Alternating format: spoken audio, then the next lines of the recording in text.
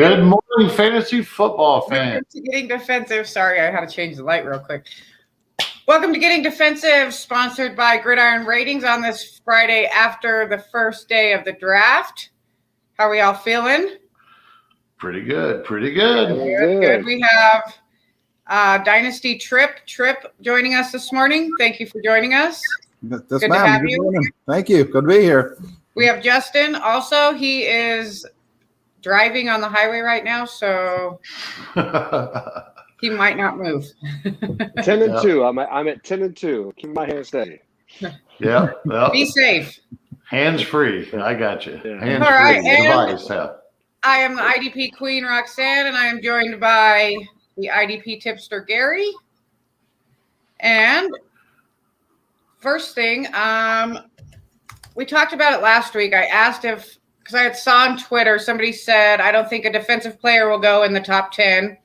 Some people agreed. Some people didn't. We got one at 8 to the Panthers, the cornerback, J.C. Horn. Tripp, what do you think about that pick? Well, first of all, I think I understood last night on NFL Network them to say that there were 7 straight offensive players taken at the beginning of the draft, and that was actually a record, that had never happened before. So 8 is as late as a defender had ever gone. So I thought that Horn to the Panthers was not real good value. It certainly met a need, so I understood why they were taking it. But for Horn to go there at 8 was a bit surprising to me.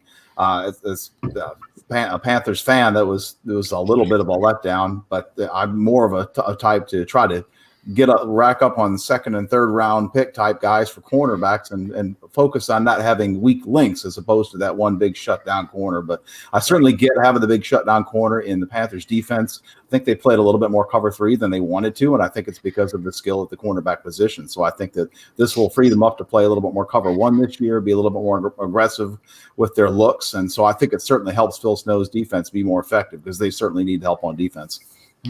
Hey, Justin, real quick. Hey, Tripp, so you're with Dynasty Football Factory, right? That's right, yep. How long have you been writing for them? I've just been about a year and a half now.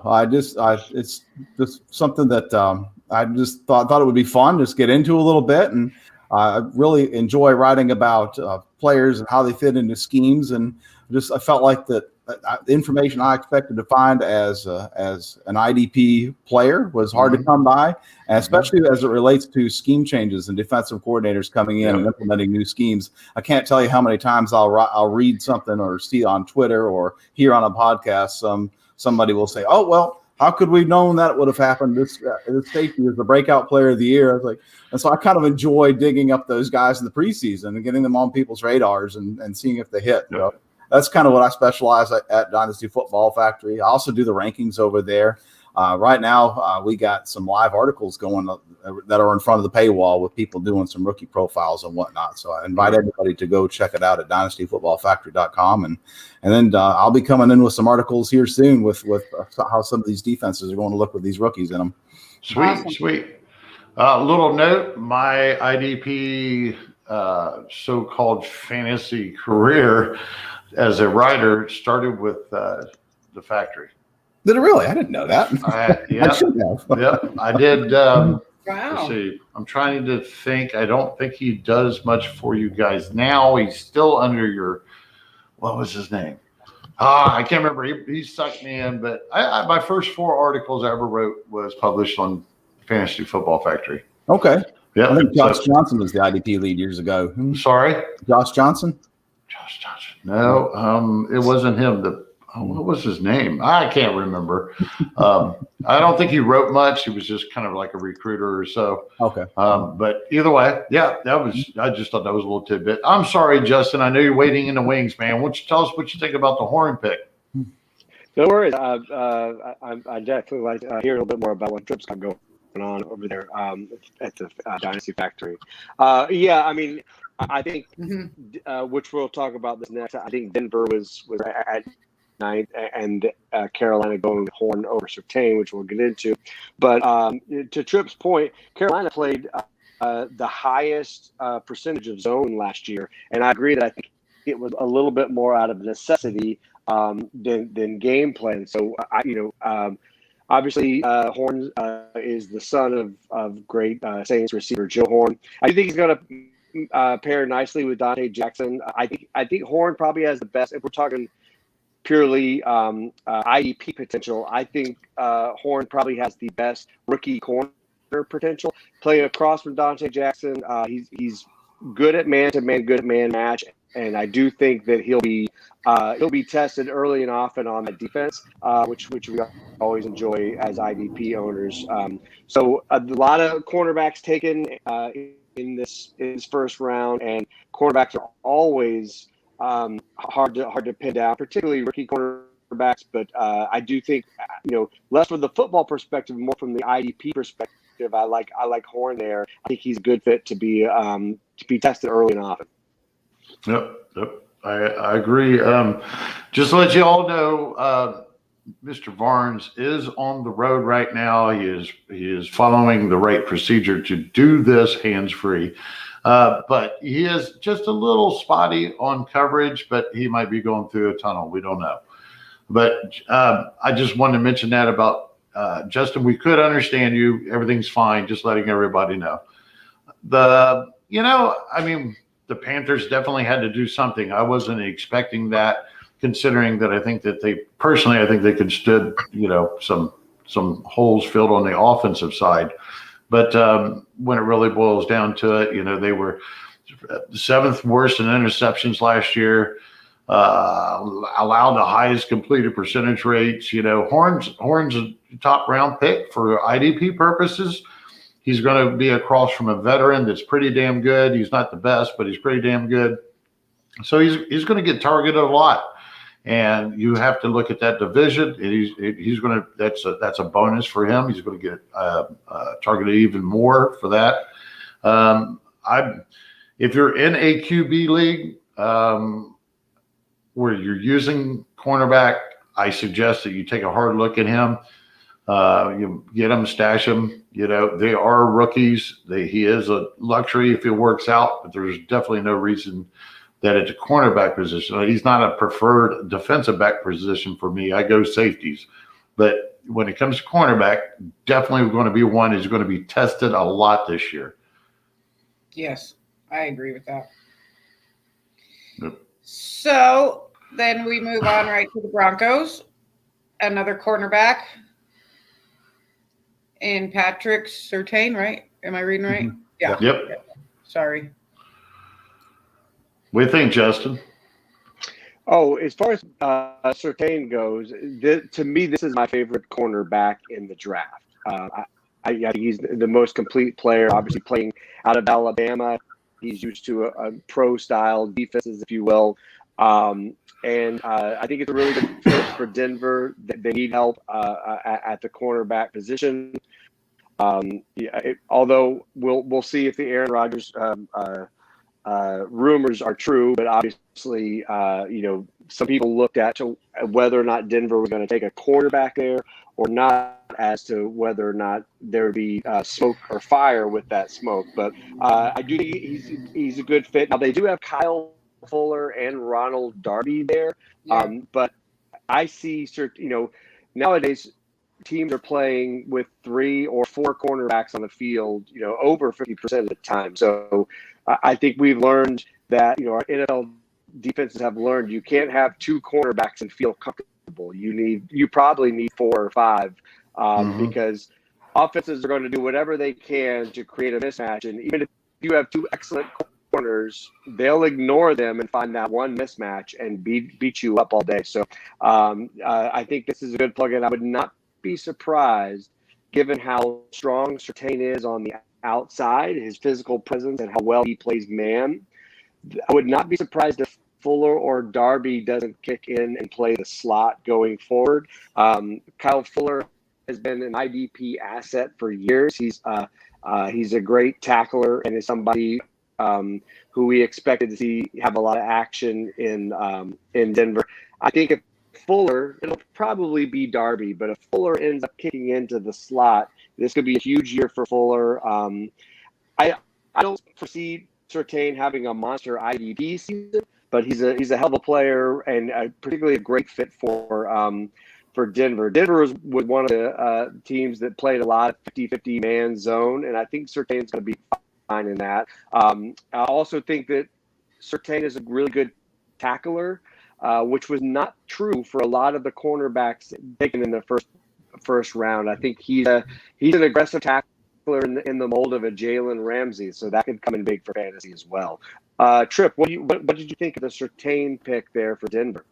I was a little bit surprised just because they brought in Fuller and Darby, and then they also had Bryce Callahan left over from last year in the slot. So I think your point is correct. This is spot on that you just can't have enough cornerbacks in this day and age with the amount of passing that happens. So I think from an IDP standpoint, I agree with you also is that J.C. Horn looks like a much better IDP option than Surtain. Cornerbacks in the Fangio scheme of outside of Kyle Fuller when he was with Fangio a couple of years ago, they've not gotten a ton of production out of cornerbacks in that scheme. They're generally playing off a little too much, and the quarters defense that they're occasionally deploying allows the quarterback to stay away from the best corner. So I don't see Surtain as nearly the asset that Horn will be. Horn will be the guy that will be asked to play more aggressively and get his hands on the ball more. So that's who I would choose out of the two of those for IDP. Yeah. The first thing, this is one of the ones I actually did see. The first thing that I was curious in the back of my head was, what's the possibility that Surtain could play safety? But that would be more of a realistic adventure if it was later in the first or in the second. I mean, I have to agree with both of you. I don't know for sure if he's got what it takes his rookie year to upseed and out, Darby or Fuller. I think it would be more of Darby not getting the job done. I think it's Darby's job to lose, and I think that it's a possibility that he could lose it. And then, right off the top, then, yeah, we would have to put Surtain in there. But I'm with you guys. If I'm looking for a cornerback, I am definitely looking at Horn first in this situation. It's unfortunate where he went. I didn't think the Broncos were going to take a cornerback with the 9th pick. That's not what I saw them doing at all. With the Aaron Rodgers rumors that were swirling around yesterday, it all just seemed – I really thought that pick was going to be traded and Aaron Rodgers was coming here. I didn't even think we were going to be picking. And then to pick a corner at 9, it just – I don't know. It was surprising to me too. Who were you hoping for? I didn't think we were going to have that pick with the way things were shaping up 2 hours before the draft with Aaron Rodgers. I thought that pick was going to be traded to Green Bay at that point. The Saints were also trying to get up there in the top 10, right? Reportedly. Yeah. I mean, he'll be good. Surtain was, again, my second corner on my list also, so I'm not sad about it or anything. It's not a bad pick. It's just early to me for the Broncos at that point. Well, me and Tripp had the conversation yesterday, because prior to this, me and Tripp has not worked together. So we were getting to get to know each other a little bit. And in private, I told him, and I've mentioned it personally, I thought we wouldn't see more than like 5 or 6 IDP go in the first round. Tripp, I think you said something about 14. And you were a lot closer than I was with the I think there's 12. So kudos to that, man. This class is not, when you have cornerbacks outweighing any edge rusher. I mean, this is the first draft in 7 years, I think it is, or 8 years, that a edge rusher was not taken in the top 5, because there's not an edge rusher like Myles Garrett or Aboza in this class. So, it just, I think it speaks volumes of the class as a whole. And when your cornerbacks are your highlight, of course, every team needs a cornerback. There's a lot of teams that need cornerbacks. And when there's the highlight of the class, I kind of question what the longevity of this in dynasty leagues, what it's going to mean. But I'll let this go on here. We'll cover these guys. Next pick was we got the Cowboys with Micah Parsons, which I thought Micah Parsons would probably be the first or second defensive player taken off the board, barring any issues with teams wondering how good he was going to be taking last year off. I thought that might hurt his value. one spot, maybe. I don't think it hurt his value too much. I don't know. It's a good pick for the Cowboys. It's the right player for them. So it was actually a smart pick on their part. I was kind of shocked. Mhm. I actually had Micah Parsons mocked to the Broncos at 9. Me so too. that was I thought a good landing spot. I thought that he really They could have used him. make an impact. And Josie Jewell is replaceable, and Alexander Johnson is kind of interesting, kind of inconsistent, not sure. So I thought that would have been an interesting fit and a really smash spot for IDP. So as you can see from the jersey there, I'm a Cowboys fan. I said also that I'm a Panthers fan. 2 teams, which I know is cheating, but It's okay. I was just kind of puzzled. And I still think what happened, is that the Cowboys panicked a little bit because Pat Surtain was taken off the board at 9. And I think that they had basically penciled him in at 10 and were sitting waiting for that pick to come on the board and take up the podium. And all of a sudden they get sniped. And so they were able to trade back from 10 to 12 and get I think it was pick 84 out of that. So that was helpful to some extent. It's interesting that they made that deal with the Eagles because the Eagles wanted to leapfrog the Giants. But Micah Parsons, now he's in the same linebacker room with Jalen Smith and Leighton Vander Esch. And yes, I know Sean Lee retired, but there's still too many linebackers. And it's also too many linebackers of the same type of guy that are the more of the 4-3 outside linebacker type that want to attack the flats and want to blitz. And I just thought it was a puzzling pick. And the only thing I could equate it to was the Kyle Pitts pick at 4, where you're just simply taking the best player available and deciding you're going to figure it out later. From an IDP standpoint, he's still the top guy on the board in my mind. It's not as ideal of a landing spot as I would have liked from an IDP. Like I think Broncos would have been better, but still think it's good. I mean, somebody's got to sit. I don't know if it's Asher Smith. One of those guys has got to sit, and Parsons has got to get out there and make some plays. But in terms of the Cowboys' overall defense, their interior defensive linemen were awful last year. They didn't do Smith or Esch any favors, and Parsons has got similar types of players to play behind. So the Cowboys' defense is looking like it's going to suck wind for another year. Yeah, those interior defensive linemen for them have been terrible for a really long time. Yeah. I mean, it's not. Yeah, they have not had much of an interior line for, I think, 10 years, maybe. I don't know. What do you think, Justin? Well, I'm with Tripp on this a little bit in terms of Parsons being likely the best player available. I think Denver did the same thing. I think Denver, whatever happened with the Rodgers thing or whatever, I think Denver stared at the most complete cornerback in the most NFL ready plug and play cornerback in a pretty competitive division and said we'd be stupid not to take this an NFL ready player regardless of what we had in mind. And I think Dallas did the same thing.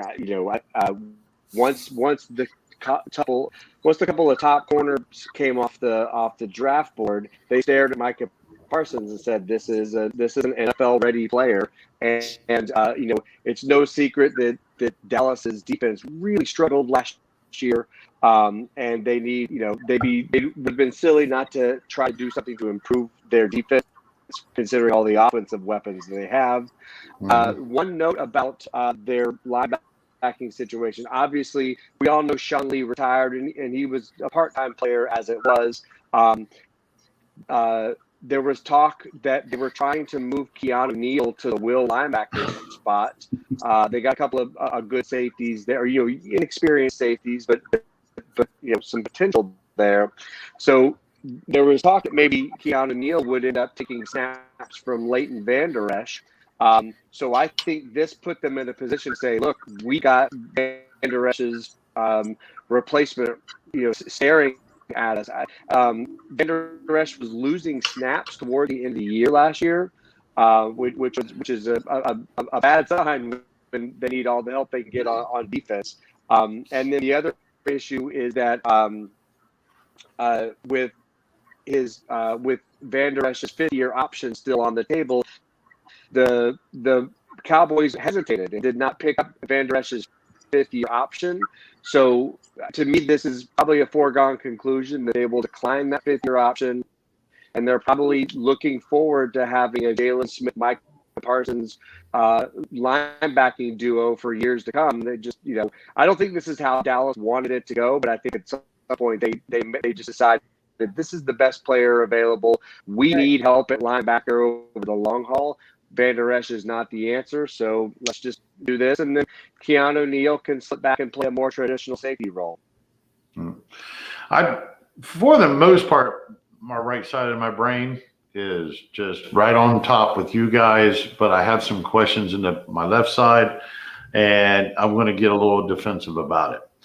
What if they took the best guy off the board at the time, which Jerry Jones loves to do, but in this scheme, they don't change what they're going to do with Neal, Van Der Esch, and Smith, but they replace Alden Smith.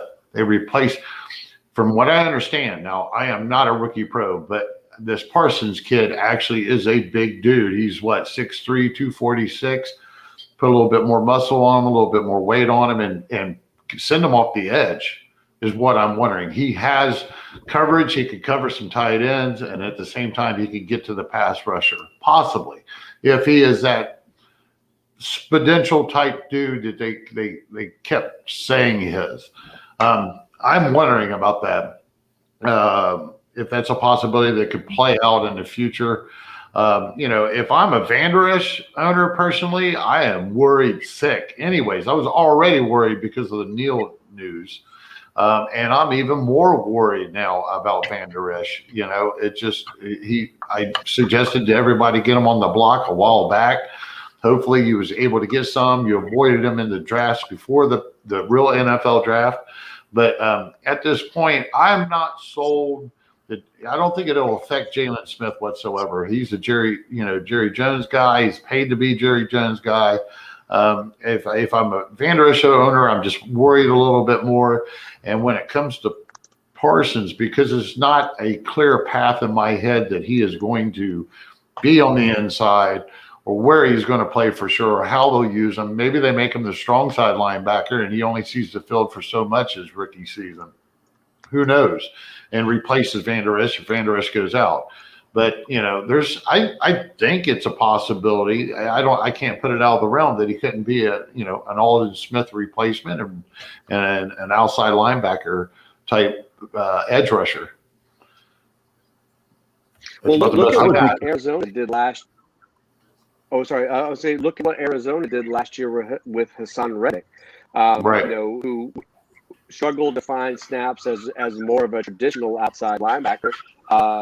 And they used him more as a pass rusher. He had a monster season. So we all know the NFL is a copycat league. So I'll say this: there stranger things have happened than them deciding to use Parsons' pass rushing skills to replace Alden Smith.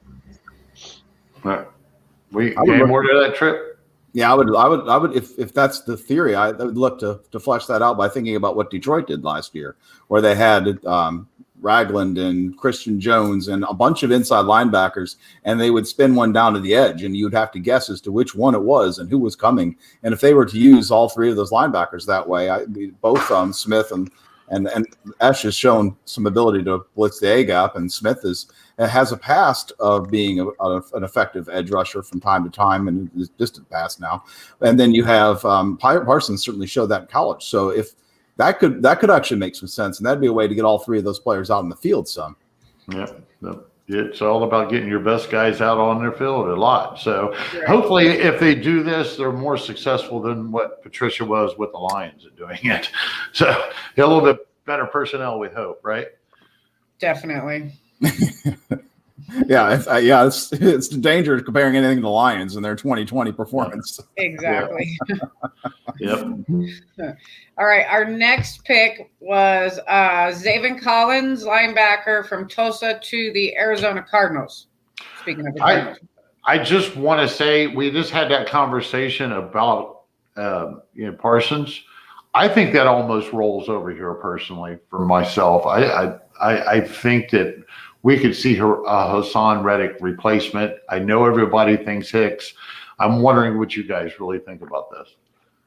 Well, that's what I think too, Gary. I think a couple of things. One, yeah, I just mentioned look at the success Arizona had with moving Reddick or using him more as a pass rusher. He had 12 sacks last season, and that was without having Chandler Jones for most of the season on the other side. I also think he's a great long-term complement to Isaiah Simmons, because Simmons is this multi-dimensional linebacker who can play a lot of safety. It's in a different way, but think about how last year Jamal Adams, when he moved over to Seattle, early on, offenses had no idea where he was or what he was going to be doing, because he could easily rush off the edge. He could drop back in coverage. He created a lot of problems. That's what Isaiah Simmons can do, but not from the edge, right? He's not much of a pass rusher. So they have a multi-dimensional player in Simmons who can help them out, not only in the box, but in the secondary. Well, now they have another multi-dimensional linebacker, except this linebacker does have edge rushing capabilities. So I see a future with Collins and Simmons lined up, in the box, and quarterbacks looking up and going, I have no idea which of these guys is going to be in the box once I snap the ball. And I think that's something that Arizona is trying to build up. I think they're going to try to keep Budda Baker, Isaiah Simmons, and Zaven Collins, and have this multi-dimensional defense that can really shake a lot of things up. Also, Collins played predominantly in a 3-3-5 alignment in college, which Simmons did as well. So I see this pick long term being about pairing somebody with Simmons. I think Hicks, although he had some coverage issues last year, normally he's been a phenomenal player. I agree with you, Gary. I don't see this being a threat to Jordan Hicks as much as I do see him being this kind of a jack of all trades player that they will probably rush more often than not. And now they don't have to go out and spend a lot of money on an edge rusher to replace Reddick. Yep. What do you think, Tripp? It's interesting because I was on a live stream last night talking about this very issue, and the gut reaction that everybody had was, well, Zaven Collins is the Sam. Darren Urban is just one beat reporter that is reporting that Steve Keim said that Zaven Collins will play Mike next to Isaiah Simmons, and Jordan Hicks is therefore odd man out if that's in fact correct. So that was particularly interesting. I mean, you never know what to trust when you hear these GMs and folks and come out on Twitter, but that certainly throws a wrench into the plans there. And I looked at Hicks's numbers on Spot Track, and he's $6 million on the team, and he's $6 million off the team. And his play has not been up to his standard over the last year and a half or so. And that's in part because Corey Peters got hurt, and they didn't have that interior space either. And I think that really hurt him. But Zaven Collins is a bigger player. He can certainly stuff those gaps in the middle if they don't, but if they're concerned about that. So it may be that Collins and Simmons are the pair at inside linebacker. And to the point about the 3-3-3, yeah, 100% agree with that. Collins is a great candidate to spin down to the edge to go from a 3-3 front to a 4-2 front. So that's very interesting for sure. But that doesn't fit too well together with the idea that he's a Mike. So this is one that it's going to be a lot like last year. Isaiah Simmons gets drafted, and we're not sure how he's going to be used because he is this diverse player that's playing for defensive coordinator that doesn't have a history of being that innovative. And now he's got these interesting players, and it'll be interesting to see how he makes them fit together. Maybe he does want to go to a 3-3-3. That would be a fascinating development in Arizona. My concern, I thought in my mock, I had J.C. Horn there because I thought that they just desperately needed somebody to replace Pat Peterson. And that defense puts a lot of stress on their corners. And right now, their top corner is Malcolm Butler, and their second, I think, is Robert Alford or something like that. Yeah. So it's almost like Dallas again. I was like, well, what are y'all doing? Because you had other needs. Well, I'll tell you what. One thing that really, in my opinion, that hurts a weak secondary of corners is pass rushing. If the quarterback ain't got time to make his reads or get the ball off, there it is.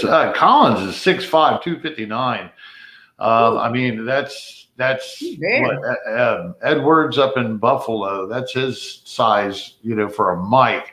I'm not arguing with what the GM says, but at the same time, I think that Hicks could be serviceable just as well at the inside with Simmons next to him as Collins could possibly be as an edge rusher. Jones isn't young anymore. He showed at the beginning of last year he didn't have hardly any numbers. It's like, I don't know what happened, but maybe he rebounds after the injury here and we see what's going on. It's going to be an interesting situation. And because of this situation with Collins and Parsons, they're not going to be the when I rank or when I suggest who to get in IDP leagues, these two won't be in slot one. Maybe for dynasty, possibly, but not for redraft. Anything else on there, guys? No, I agree with that. Yeah, 100%. Moving on to Jalen Phillips to the Dolphins. Gets to stay home from Miami, so that's nice for him. That's good weather to stay in. I wouldn't mind if I had to stay in Florida. What do you guys think? Tripp, what do you think about that pick? I had that mocked. I had Phillips mocked to Miami for a long time, and then there was some buzz as his stock seemed to grow throughout the week that maybe he would be picked earlier than that. So that's a fit that I like. I don't think that Emmanuel Ogbah is this world beater at defensive end. So I think he could come in there and make an impact right away, rotating through with Ogbah at that end spot. So he's a guy that it just seems to check all the boxes, production and measurables. And there were some folks, I guess, that had some questions on health, but I like that landing spot. I think he could be a useful IDP in that defense. And the Dolphins defense took a huge step forward last year, and this only helps them with getting more talent on the edge. Mm-hmm. Yeah, I agree, Tripp. I was hoping the Dolphins would take him. To me, there's all the talk about Gregory Rousseau and Kwity Paye, who are obviously talented. But for me, Phillips is my favorite edge rusher in this class. And so, and it's a great fit. It's also a great fit for IDP purposes because he should, we'll see, but he should profile as a defensive end. He should get DL designation.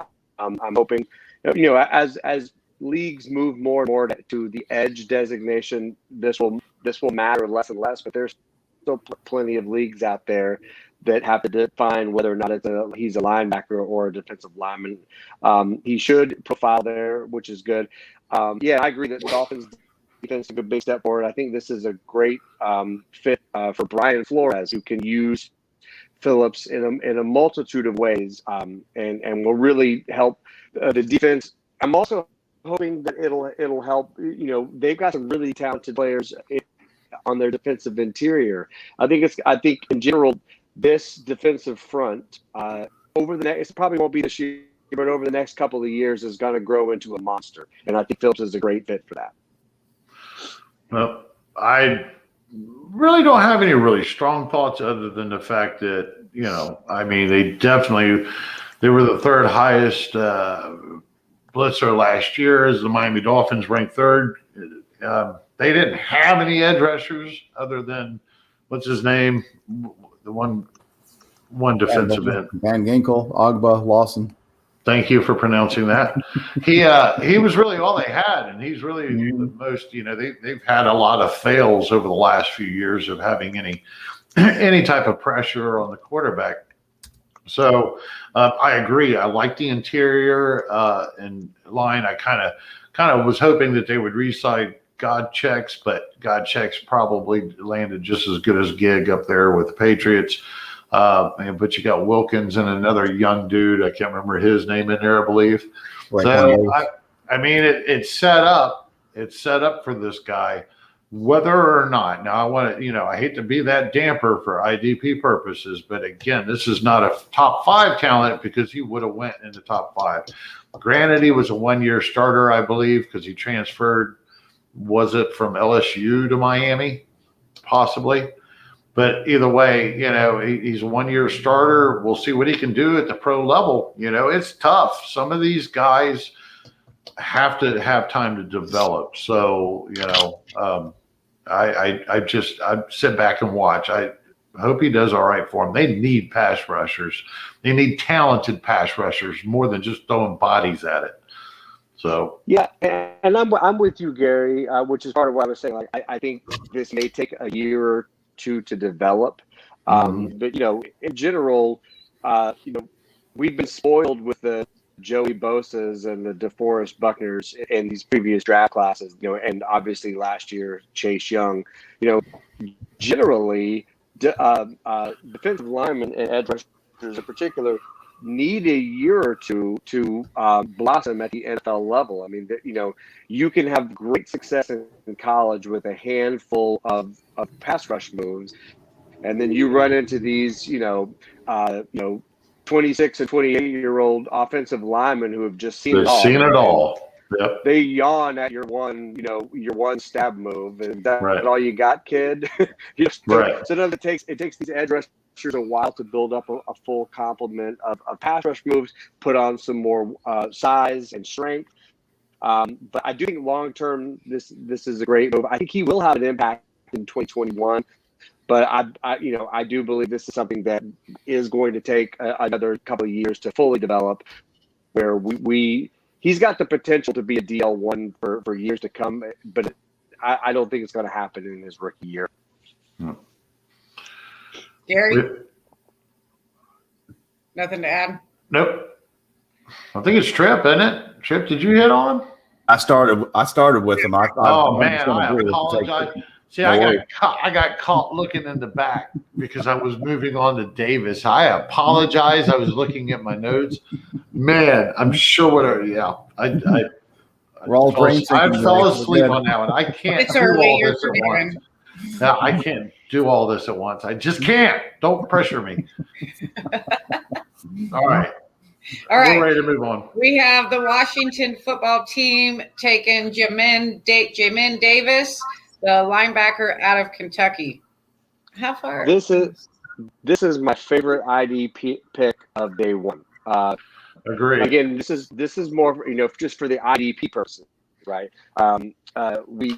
We kind of split our time between how it's going to affect the IDP landscape and how it's going to affect the actual team's defense. But he fills an immediate need. The Washington football team has some young linebackers that haven't developed the way they wanted to. They're obviously they were hoping that Reuben Foster. They took a shot at Reuben Foster, hoping he might return to glory. So they hung their hopes last year on veteran John Bostic, who did a fine job, but certainly not the future for their ILB position. But I do think Davis is a great fit. He should be plugged in more than likely immediately. And it was kind of, considering that they needed an inside linebacker desperately, and both, the top two linebackers were already off the board. It kind of came down to Davis or JOK, right? And for me, I think Davis is a better fit for Washington. JOK is a great player, but he's kind of, he might be a little bit more like, he's not the same role as Isaiah Simmons, but I think he presents a similar problem that Isaiah Simmons has, which is where exactly do we put him? And I think Washington doesn't have to worry about that. They have enough players like that in their linebacking core. I think they can plug Davis in immediately. I would not be surprised if he's a week one starter, and if he's not, he's probably going to take over within the first month, and you're going to get a lot of rookie snaps on him. Tripp, what do you think? Well, I think that the Isaiah Simmons comparison for JOK is interesting. I was thinking Shaq Thompson, and what happens if JOK lands in Washington, and does he get used like Shaq Thompson did in Carolina when both Kuechly and Thomas Davis were there? So Davis strikes me as kind of a run and chase weak side linebacker. So yeah, he plugs right in from that standpoint. And then I reckon that Holcomb takes the middle. That's a guy I'm high on. I'd be interested in y'all's take on that. And maybe Bostic is more of a rotational depth piece after that. But I thought that Bostic played okay last year. I was not entirely convinced they would take a linebacker in round one because of I felt like that Bostic and Holcomb kind of came together there towards the end of the year. But certainly they let a lot of guys go after bringing in a whole lot of warm bodies last year and seeing who stuck. And the two guys that stuck were Bostic and Holcomb. So I think Davis certainly helps. I think there's less risk that he does become that Shaq Thompson, Swiss Army knife type player that we talked about, that Justin talked about a second ago. So yeah, that's a nice fit there. I think he pushes Micah Parsons as the top overall linebacker off the board in IDP drafts. Yeah. Wow. Yep. He is my number one after one round. What time does the draft start today? Is it going? It's not going on now. It's like noon or something, right? It better not be going on right now. Yeah. Yeah. I'm just making sure we weren't missing something. And it started at 9 a.m. Hey, folks, I'm not a big draft person. I watched half the round last night, went to bed. Anyways, Give me Yeah. 1 second, I'll tell you. my We'll move Yeah, on to I the like- Colts, or unless you have anything else to add, Gary. well, yeah, I was going to talk about Okay, go ahead. my favorite. This is out of the first round. This is who I'm going to suggest to anybody that'll listen to me. If you're going to pick an IDP in a rookie draft or in a redraft, this is the guy you want to look at. This is it. My opinion, Bostic lost a couple of steps a year or so ago. He, as Tripp mentioned, he did okay, but he has never been an elite guy. He is a solid guy. He's been with the Bears. He's been, let's see, what was he start out with the Colts or whatever? He's just went to Pittsburgh for a while.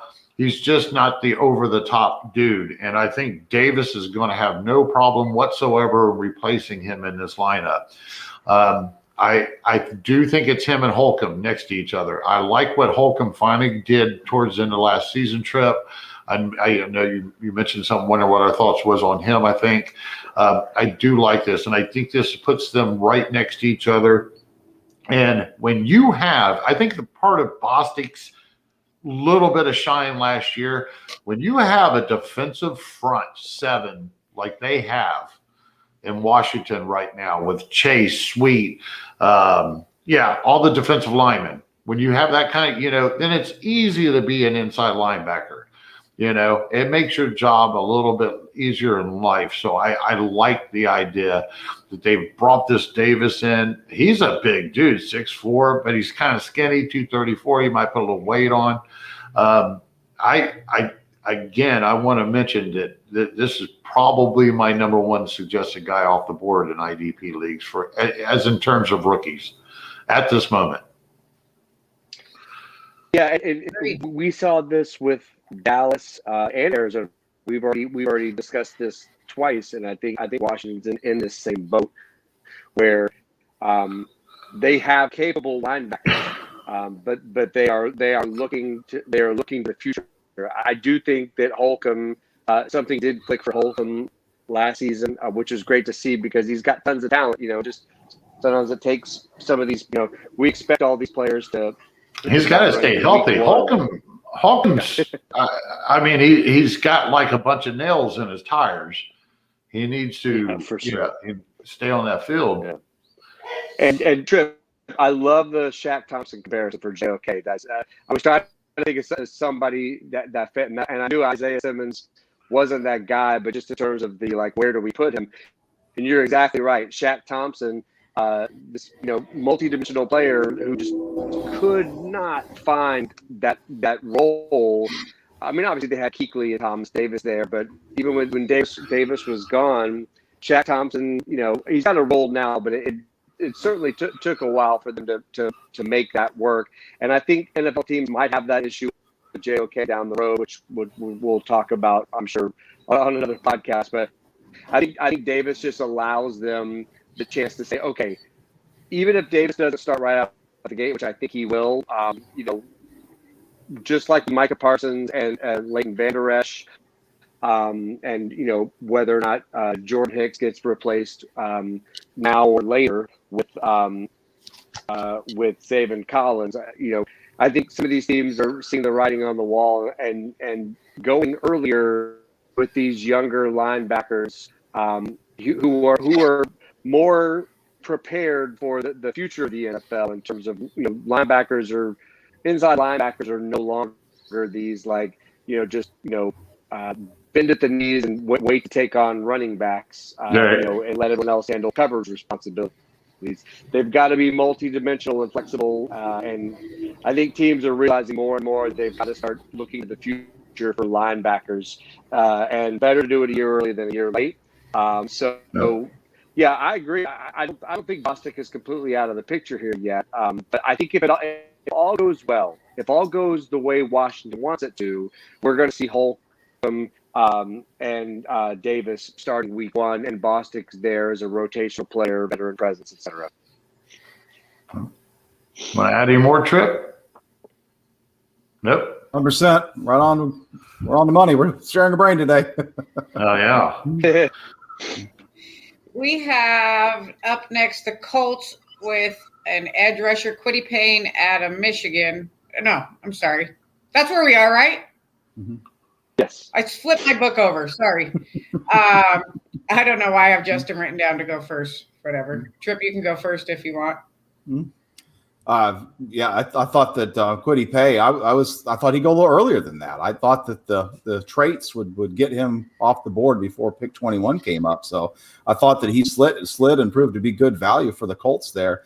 My first reaction from an IDP standpoint was I didn't sure I like it so much because if maybe he was going to take that outside wide rushing position that Justin Houston held down, which has a low tackle floor. But after I slept on it a bit, he's got the size and the frame to put on some weight and to play big end also. And they've been trotting out basically defensive tackles out at big end lately, which is less than ideal. So maybe he's a guy that can get out there and play bookend Kamoko Toure or Ben Benogu if they can get one of those guys to develop. And maybe that becomes a really dangerous edge rushing group as time develops. Now, he's not a guy that I think I would expect to come in and pay dividends right away. I think he needs to develop some technique before he's really a star player.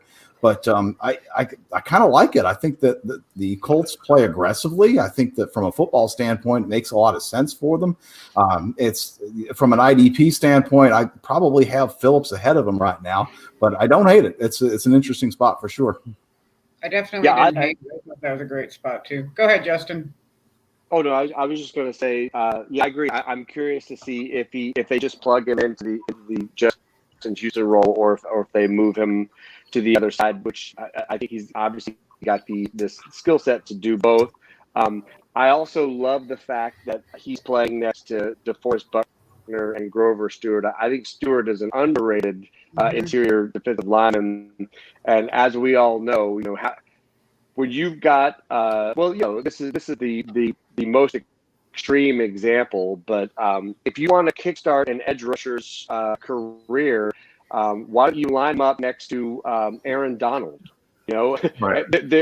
Everybody is so look what happened. It's not a miracle that Leonard Floyd and Dante Fowler before him all of a sudden became quote unquote elite pass rushers. Is because nobody was paying attention to them. They were too busy trying to block Aaron Donald, and that is somewhat the case here with DeForest Buckner and with Stewart. So I think it's a great fit from that perspective as well. He's going to get a lot. He's going to get a lot of solo looks there, which is going to help him. And yeah, Tripp, I agree. I think long term this is a great fit, and I could certainly see Pay coming through. But it was probably going to take a while. But also that Al-Qadim Muhammad, I mean, he's a great player as well. I don't see Pay starting 90% of the snaps out of the gate, but I do see him developing and being a great player. So for all the places for Pay to fit, this is a great him next to those. No. I mean, yeah, I agree. It's got to be great value for the Colts. I mean, they had to be pretty stoked that he slid down there considering their situation from the edge perspective. Justin Houston's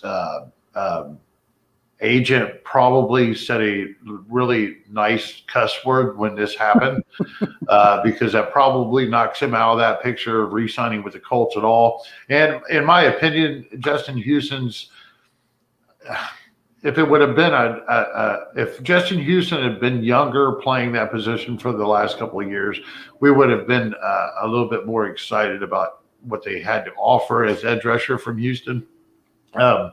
When it really boils down to it, I planted my flag. I've been hinting at it, and I've been planting my flag that Taquan Lewis is going to break out this year off the edge as a defensive end for him. He was their second-round pick. I just did my IDP dime drop before the draft yesterday morning to make sure, because I looked over the situation, and I'm going to stick to my ground. I like the Pay pick, but I don't like the Pay pick necessarily. I think I like it. I don't think it hampers Lewis, and we're still looking at one of those players that's going to need time to develop to really peak into a top edge rusher. they're going to be working with these guys, so it's going to be interesting. It's going to be interesting. I think for the NFL perspective, it was a great value pick. Whatever for IDP, it's a you're going to grab them and stash them, and you have to wait and see what happens. Yep. I agree. Dude. I think Tyquan Lewis is an interesting deep dive. I wouldn't knock him down based on this pick either. I think he could function well opposite Pay. Yeah, I'm like you, Tripp. I think that you mentioned, that's what you do is you like to find these people. That is what I've done. That's what I'd like to do. I'm not saying I'm perfect. Don't get me wrong, but that's my angle at this. This is how the tipster name came out. So when I dive deep, I don't know about you fellas, but I don't. When I try to dive deep, Justin, just so you know, Jared Davis was my linebacker. I don't think we could get any deeper at this point to try to, a breakout player.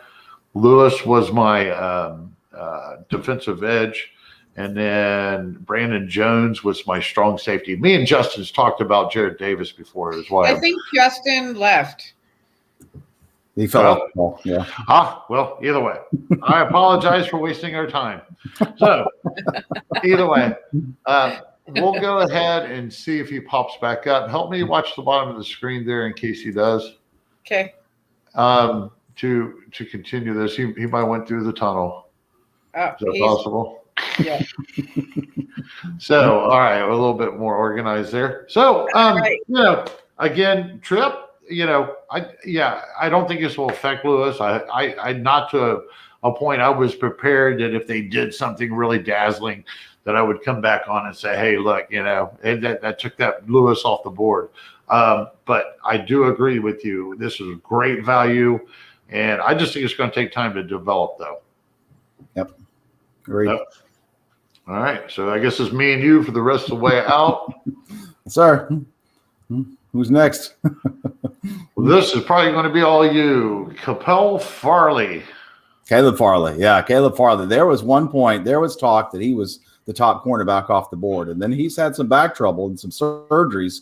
And I said some COVID, that insult to injury. And he's just not even been able to really interact with teams and pass the medicals and all these other things. And so that's caused him to slide a little bit.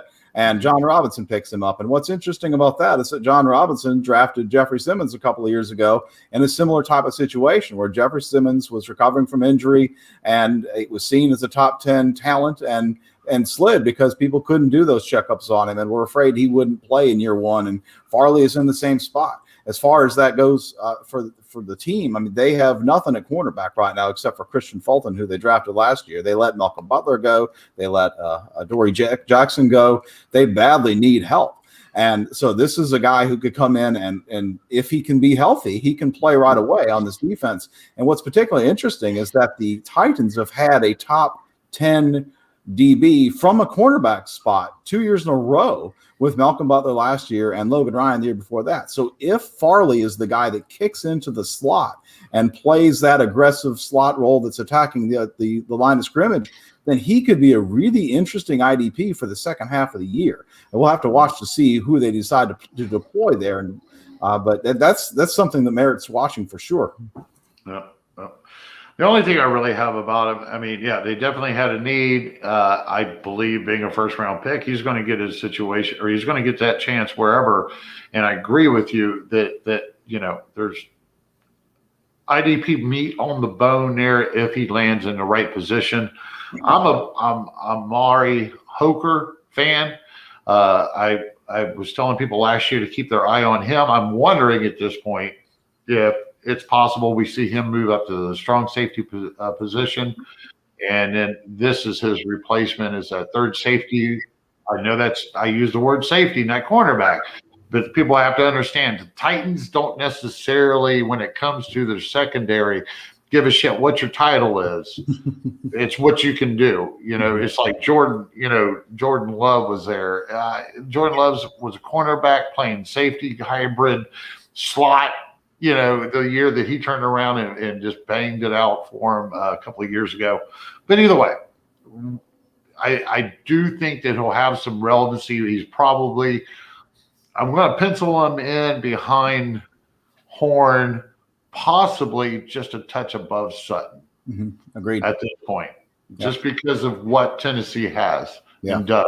And Piccaro's gone, so Hooker slides in right next to Byard, and the two of those guys are out there as nominal starters. So there's room for all those guys to just definitely.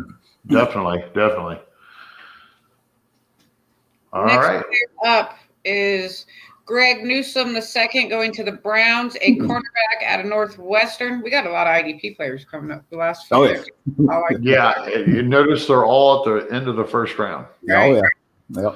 Newsome is a value pick there, right? I mean, he slid. He was a guy that I thought would go a little earlier. He was a guy that was a riser up the board during the final week approaching the draft.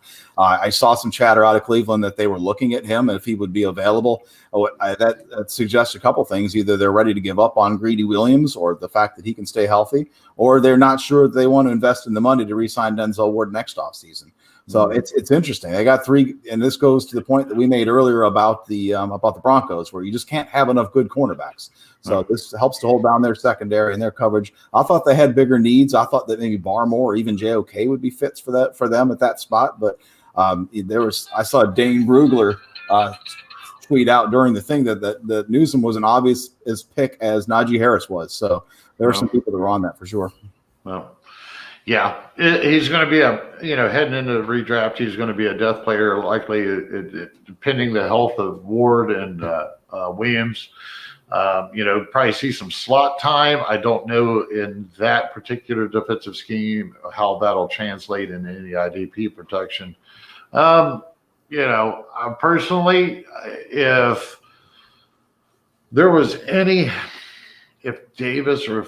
linebacker, I could have seen Browns kind of eyeballing linebacker, but I probably by the time Davis come off the board, then you're looking at best value of Newsome, and exactly the reason why what you just mentioned is the question marks there, what the future brings. So about the best I have on him. From IDP standpoint, I think the Browns play more quarters coverage, and I don't see him as being a factor. They got brought in Troy Hill to play slot for them, so he's going to have to compete for an outside corner snaps. And that's a guy that I would ignore in IDP drafts. Yep. Until next year, maybe. That's right. Yep. Then we move to the New Orleans Saints with Peyton Turner, a defensive end out of Houston. Yeah, another late riser there. He's a guy that he has good athletic profile, good size. He's a guy that could play some 5 technique as well as some edge, and provides the flexibility the Saints have. They showed some odd fronts last year, and it gives them some flexibility to switch between even and odd fronts and provide some size. They got several big guys now like that because they brought in Tano Passignon too from the Chiefs. And so it's clear they're making an emphasis on doing a little bit more two-gapping, and they lost Sheldon Rankins, so they do need some interior presence. And this seems to be how they're one way to replace it, but it's also a guy that threatens to take over for Marcus Davenport, who's never fully emerged. They certainly needed help across the defensive line, and they're a team that has some star players but really lacks depth and lacks quality depth. So this is a guy that has an opportunity to play early and often. And so is he an IDP option? Probably not, but it could happen. I could see a path to relevance for him. Speaking of Davenport, he is really on the hot seat, man. The Saints, they traded like a boatload of stuff to Miami to move up to get him the year they drafted him, and he's been hurt. He's done this. He's just not been that guy. And when it comes to this is, I don't know much about this. I don't know much about this player at all, folks. This is beyond my pay grade. I was not diving down to Peyton Turner out of the Houston Rockets. Is that what it was? No, that's a basketball team. Who does that tell you? Houston, whatever they are. Hey, when it really boils down to the Saints, last year with Hendricks and Davenport, when they had everybody healthy, they had a huge rotation going on. And this is just to fill the Hendricks moving on and Rankins moving on. I'm with you. I don't see it having an immediate impact this year. Not to the point where we need to go rushing and make sure that he's on our rosters. Right. Mm-hmm. Next, we have the Packers with Eric Stokes, a cornerback out of Georgia. This was the biggest head scratcher of the draft for me. I didn't even know if he was the best cornerback in Georgia Bulldogs. And now the Packers using a first-round pick on him. I think the chatter was that they would take Elijah Moore to finally placate Aaron Rodgers and put some speed on the offense, and they didn't do that. I mean, they do need cornerback help, but man, for a guy the caliber of Stokes, they could have waited a few more picks and just taken another guy there in the second round. Maybe Stokes is still available on the next pick. I don't know, but that was maybe Stokes can play wide receiver. There you go. Maybe he's like Charles Woodson, right? He can play both ways. Yep. What kind of IDP impact we looking at? Can he upset Kevin King?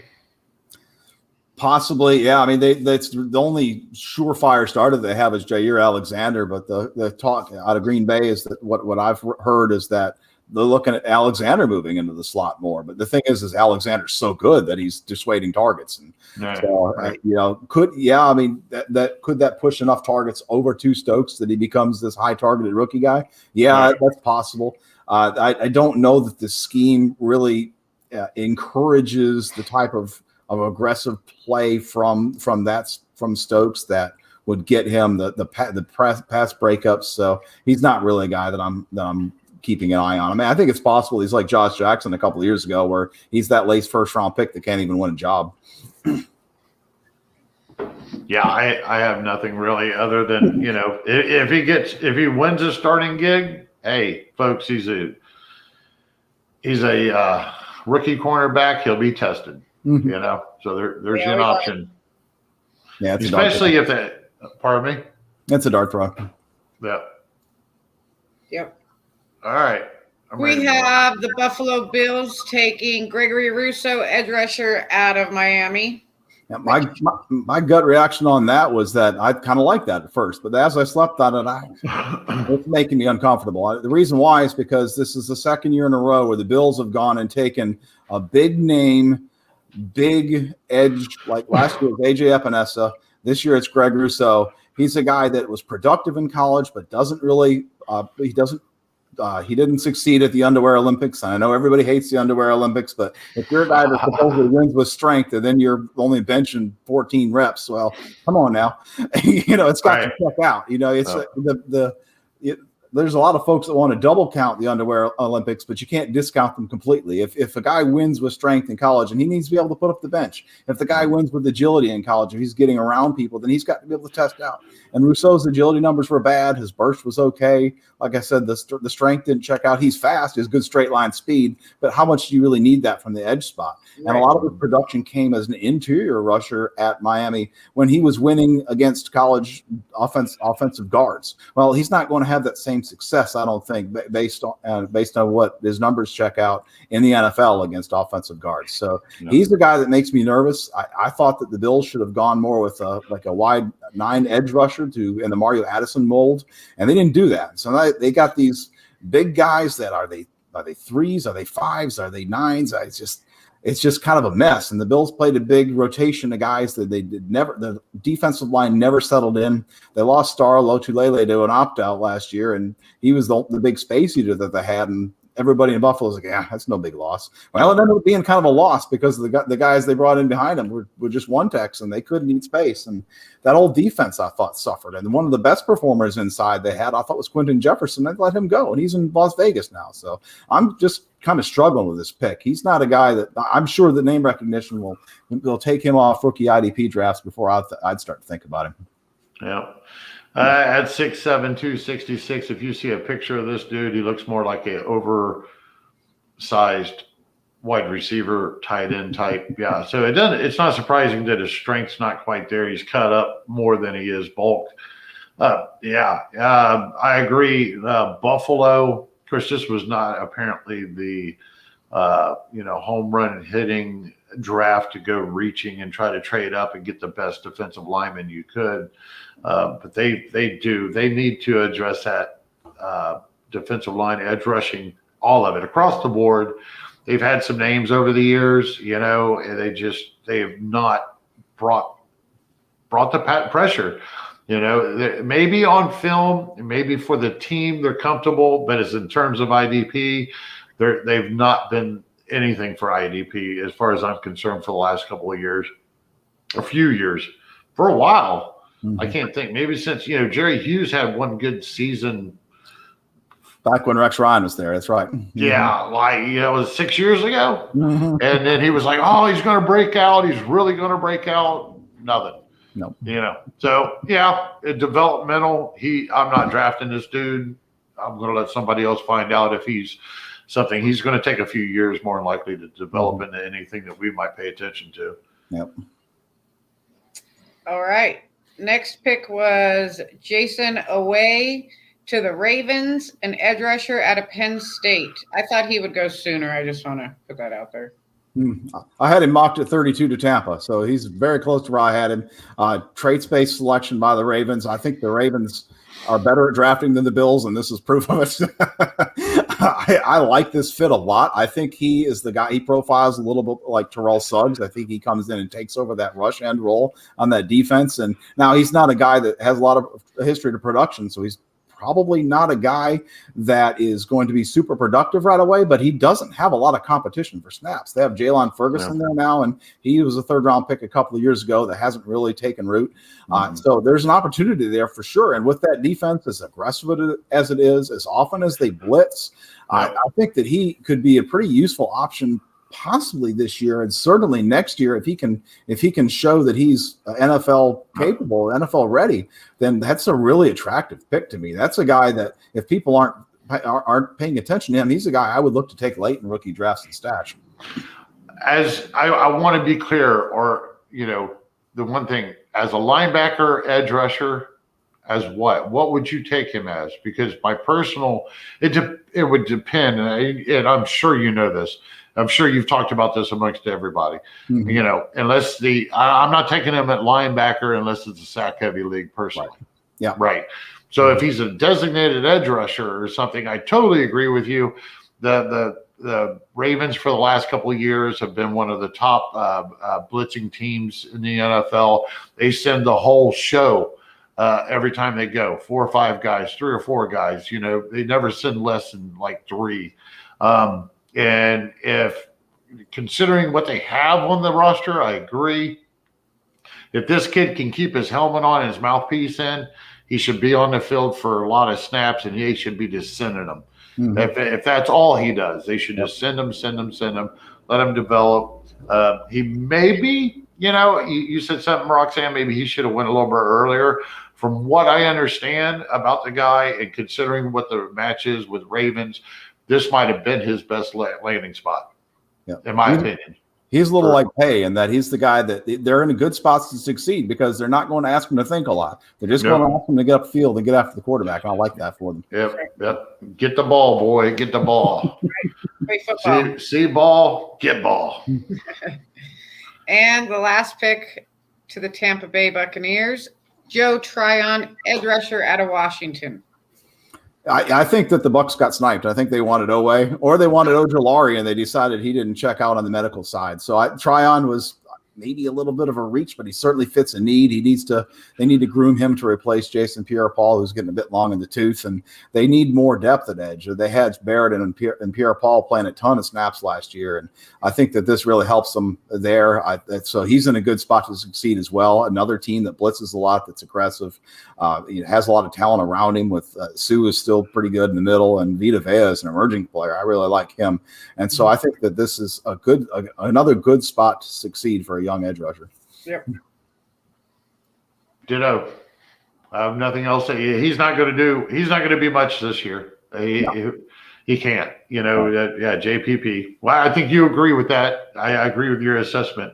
Mm-hmm. Shane Barrett might still see about the same amount of snaps that he did last year, but JPP is getting older. They just need rotational bodies. Mm-hmm. We'll talk about him in a couple of years and say this Joe Tyron. Joe Tyron. All right. So real quick before we go, before she signs us out, I want to ask you. So just to clear this up, Tripp, who out of this overall first round are you looking at as your main IDP guy to pick up as of right now? With it, this could all change, folks, at second and third round. There are plenty of teams. The Eagles are, there's all kinds of teams that if the person is picked in the right opportunity, that they could actually bypass whoever we're getting ready to suggest. Yep. All right. Yep. So who's your number one guy off the board if you're just going flat out rookie IDP? Yeah, if I'm ranking it, I still got Parsons up there. I don't love the landing spot, but there's Jamin Davis is close, and then after that, these edges are interesting, but there's nobody that's a slam dunk like Parsons is. He's a safe pick, and now that said, if it's a mixed offensive draft, he won't probably be on any of my teams. But from an IDP rookie ranking standpoint, he's still at the top of the board the way he was yesterday morning. Yep. I'm going to go with Davis. I'm going to see if he can become the next Rivera, Luke Kuechly in Washington. I think that when it comes to Parsons, that he's going to be playing second fiddle to Jalen Smith for the next couple of years. That's just my opinion. So at best, if he can replace Van Der Esch inside there. So we'll see.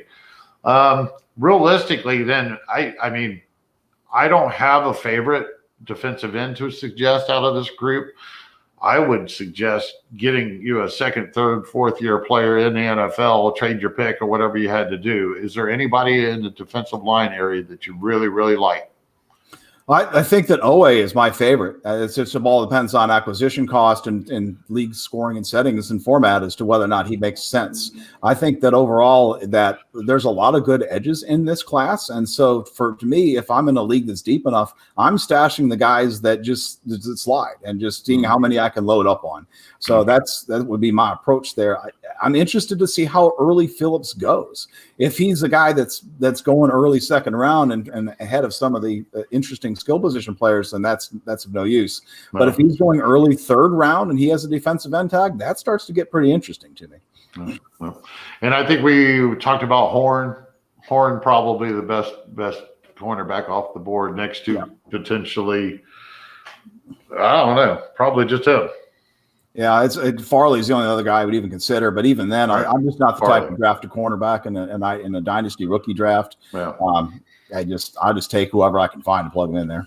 Right. Yep. That's what I believe in. If I play, we're in the IDP incentive this year for Gridiron Ratings, and I still don't have a cornerback after our first round, and I actually was the first time I want to guess in 10 years that I actually put a designated cornerback to be used. So, but just not one of my normal things I like to play. So, and they're streamable. They're streamable on matchups, people. So don't, put too much stock in. But if you are, I guess Horn looks like it, might be the winner so far.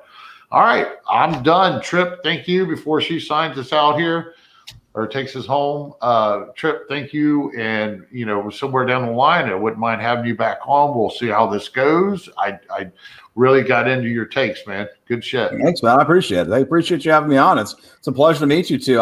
We've talked a little bit on the Twitter bot, and that's about it. So it's nice to see put a name with a face and get to talk some football with you. It's been a lot of fun, and it was kind of interesting to see how much of a mind meld we all had. Even Justin, all four of us are pretty much on the same page with every player. Yep. You going to the Fantasy Football Expose? I'm in Virginia right now, a little too far away to mess with that, unfortunately. I was just curious. Yeah, that'd be a goal one day to get out there and meet some more folks in the fantasy football community. So that'd be a lot of fun. But yeah, I enjoyed being on. I'd be happy to come on anytime, and look forward to seeing around on social media. And check me out anytime. Feel free to DM me anytime. I appreciate it. I also appreciate it, Tripp. You have, like you said, we all our minds meld together. There are different takes always, and you're pretty smart, I got to say. I like. Oh, thanks. Very kind. I like having you on. I would welcome you back. Before we go, everybody go subscribe to our YouTube channel. For every 50 subscribers, we're giving away one subscription to our new draft guide that will be coming out very soon. Now that rookies are coming out, we can start entering them and get things going on that. As a send off, I'm going to say have a good weekend. Enjoy the rest of the draft. It starts today at 5 o'clock, Gary, your time. Yeah, thank you. 7 your time. 7 your time. All righty. Hey, oh, wait a minute. We almost forgot. We got the Fantasy Football Forum for the first time ever happening Sunday. And we got 9 great guests coming on, man. We're just going to talk what happens with the whole draft, and we're going to do it for a couple of hours. We got an actual draft going on MFL same time. So be sure to check us out on Twitter or maybe YouTube. We'll see which one, probably both. Ask your questions. We're going to have a hell of a panel there. Almost forgot about that. Me too, obviously. Right. Again, Tripp. Again, thank you. Yep. Thank Thanks you, again, my Tripp. We'll talk to you all later. Sounds good.